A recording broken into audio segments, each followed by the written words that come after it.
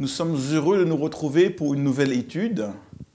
Et pour ce faire, je suis accompagné de deux pasteurs, le pasteur Jethro Camille, bonjour. Bonjour. Et le pasteur Olivier Rigaud, bonjour. Bonjour. Mais avant de poursuivre cette étude qui nous fera analyser et étudier ensemble le chapitre 19 de la Genèse, je vous invite à prier avec le pasteur Jethro Camille. Nous venons à tes pieds, Seigneur Dieu, pour que tu nous éclaires, pour que tu nous illumines et que de cette étude sorte de la force, de l'énergie et de l'espoir. Amen. L'Ancien Testament nous invite à parcourir des paysages, des lieux, des villes. Et il y a deux villes qui ont marqué l'histoire biblique, marqué l'histoire à tel point qu'aujourd'hui encore, on y fait référence, on en parle. L'histoire de Sodome et de Gomorrhe. Deux villes qui étaient censées être dans une région très riche, très fertile. Lorsque Abraham et Lot, son neveu, se séparèrent, Lot choisit d'aller dans une région verdoyante, une région où il y avait donc de l'herbe suffisamment grasse pour nourrir leurs nombreux troupeaux. Et on se retrouve quelques années plus tard et quelques chapitres plus loin dans la Bible avec une mention toute particulière pour cette région qui avait été choisie par Lot en référence à l'iniquité, à la méchanceté, à la perversité qui régnait dans ces villes. C'est clair que lorsqu'on imagine une ville tout entière, on aime bien à penser que le paysage n'est jamais tout blanc ou jamais tout noir.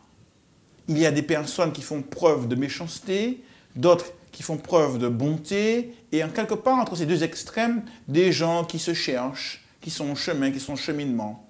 Mais là, la vision est radicale. Dieu interpelle, Dieu laisse entendre à Lot qu'il y a quelque chose de grave qui se passe. En effet, ces villes sont censées être complètement plongées dans l'iniquité. D'ailleurs, l'histoire nous dit comment, ils vont tenter d'atteindre à l'intégrité même de ces anges qui, sous forme d'hommes, ont voulu rendre visite à Lot pour les extirper du jugement divin. Là encore, Jéthro, il y aura une vision qui nous sera donnée non seulement sur l'humanité, sa capacité à se laisser pervertir, mais une vision sur Dieu et son désir de sauver ce qui peut l'être. Alors que la ville entière est tournée vers le mal, effectivement, Dieu se tourne et envoie des anges non seulement pour sauver Lot, mais également pour parler à ces gens. Et il va leur parler notamment en les aveuglant quand ils vont essayer de se saisir de Lot. Vous vous souvenez, les anges, dans Genèse 19, les anges étendent la main vers les habitants de Sodome et ils sont aveuglés. Et le texte biblique dit ils furent aveuglés de telle sorte qu'ils se donnèrent du mal en vain pour se saisir de Lot. Alors, le texte biblique est extrêmement frappant parce que cela veut dire que ces gens sont frappés de cécité et tout en étant frappés de cécité, ils sont tellement omnibulés par ce qu'ils veulent commettre, le viol, disons les choses par leurs mots, qu'ils veulent commettre, qu'ils essaient encore. Ils sont vraiment complètement enracinés dans le mal. Ce qui montre bien que même quand Dieu envoie des signes très forts, si le cœur de l'être humain ne veut pas écouter, il n'écoute pas. Ça nous dit deux choses. Ça nous dit que l'être humain est libre et ça nous montre à quel point Dieu souhaite avoir des relations avec des êtres libres. Évidemment, les conséquences, quand l'être libre fait un choix malheureux, peuvent être désastreuses. Alors, quelque chose d'intéressant à développer, c'est quelque chose de très simple. C'est que finalement, ces hommes, ils sont tous ensemble et depuis le plus jeune jusqu'au plus vieux de la ville, ils veulent tous avoir des relations avec les visiteurs de Lot. Quand le mal est la norme, qui s'aperçoit que le mal est mal? Et cela montre bien, en particulier dans ces âges où on est très dans la socialisation, on est très dans la relation à autrui, la comparaison, l'identification, l'opposition à, on est toujours en perspective avec autrui, ça montre bien l'influence que le groupe peut avoir. Et cela, il faut vraiment prendre le temps de s'ancrer dans la parole de Dieu, de telle manière que l'influence du groupe ne soit pas aussi prégnante et qu'on puisse avoir un regard critique sur elle. Cela, c'est un premier point. Et puis, il y a un autre point également qui concerne le groupe, c'est que quand on est dans un groupe, il y a d'autres mécanismes psychologiques qui se mettent en marche, en branle.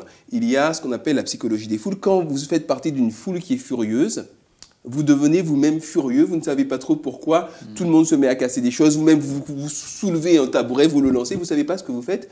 Il y a des effets de groupe qui sont des effets vraiment à éviter, des situations dans lesquelles il faut éviter de se trouver, qu'on est dans une boîte de nuit, que tout le monde danse, s'amuse, drague, se côtoie, se frotte, etc. C'est une ambiance qui ne vous pousse pas à la maîtrise et à la contemplation céleste. Je veux dire, donc, le mal délite la raison. C'est-à-dire que quand on est dans un groupe où le mal est quelque chose de normal, bien finalement, ça affecte notre manière de penser et ce qu'on ne trouvait pas bien, on finit par le trouver bien. La bonne nouvelle, c'est que ce qui est vrai dans un sens est également vrai dans l'autre.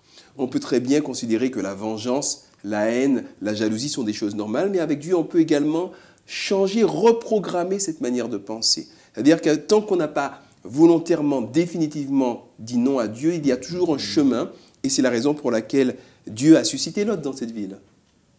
Et c'est la raison pour laquelle il a envoyé les anges, non seulement pour parler à Lot, mais pour essayer, par cette nécessité qu'il leur envoie, de frapper les consciences. Donc, il y a toujours un chemin de repentance, et rien n'est jamais complètement fermé avec Dieu, sauf pour ceux qui veulent s'enfermer. Voilà, nous pouvons passer aux questions ouvertes avec Olivier.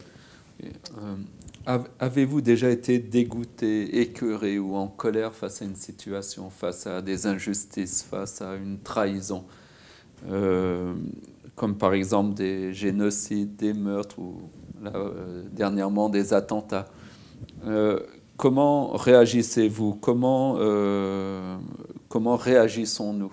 Par la colère, par le choc, par des sentiments de tristesse? Voilà, je crois que nos propres réactions peuvent permettre de comprendre aussi la réaction de Dieu, qui peut être à un moment donné en colère, attristé face à la dépravation, face à l'iniquité, et de poser la question aux jeunes, est-ce qu'il existe des limites?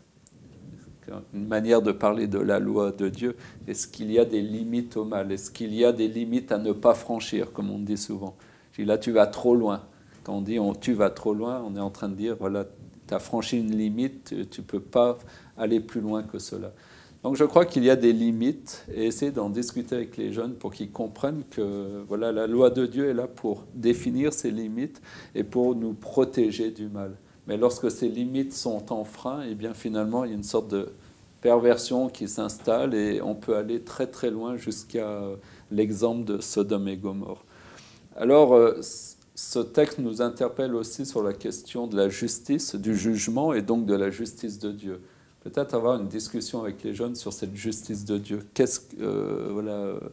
Pourquoi Dieu juge-t-il Sodome et Gomorrhe? A-t-il raison de mettre une limite au mal?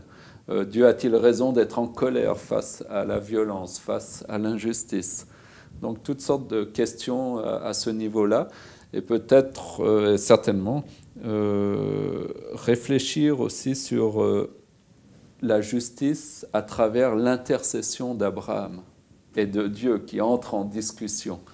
L'intercession d'Abraham et le sauvetage de Lot, qui amène à la famille de Lot de pouvoir être sauvée. Donc qu'est-ce que cela nous enseigne sur la justice de Dieu? Qu'est-ce que cela nous enseigne sur peut-être l'œuvre de la croix, où on voit justement l'harmonie parfaite entre à la fois la justice de Dieu, où le mal est puni, mais aussi la grâce de Dieu, où la grâce est offerte aux pécheurs. Comme tu l'as si bien dit, Jétro, il y a toujours accès à la repentance. Et cette histoire-là est là pour nous dire que même dans les pires scénarios, eh bien, Dieu cherche encore à sauver. Donc, interpeller les jeunes, peut-être à prier avec eux pour justement entrer dans cette démarche de repentance et d'intégrité face à la loi de Dieu. C'est ici sur l'occasion pour nous de découvrir un Dieu d'amour, un Dieu de grâce, mais aussi un Dieu de justice et de jugement, Alors nous vous souhaitons donc une bonne étude à tous.